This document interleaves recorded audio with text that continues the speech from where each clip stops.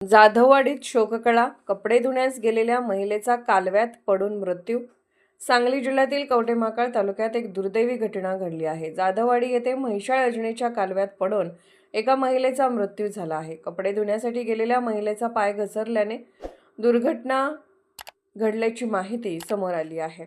कवठेमहांकाळ तालुक्यातील जाधववाडी येथे राहणाऱ्या रुक्मिणी अशोक निकम वय 55 यांचा सोमवारी दुर्दैवी मृत्यू झाला. सकाळी 10:30 वाजण्याच्या सुमारास त्या गावाजवळील म्हैसाळ योजनेच्या कालव्यावर कपडे धुण्यासाठी गेल्या होत्या.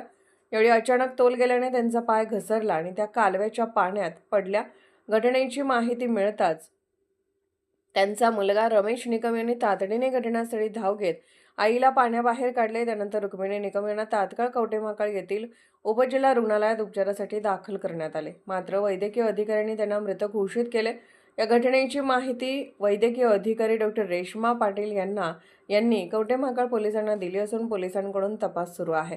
दरम्यान या दुर्दैवी घटनेमुळे जाधववाडी परिसरात हळहळ व्यक्त केली जात आहे. अशा प्रकारच्या दुर्घटना टाळण्यासाठी कालव्याजवळ नागरिकांनी अधिक खबरदारी घेण्याची गरज व्यक्त केली जात आहे.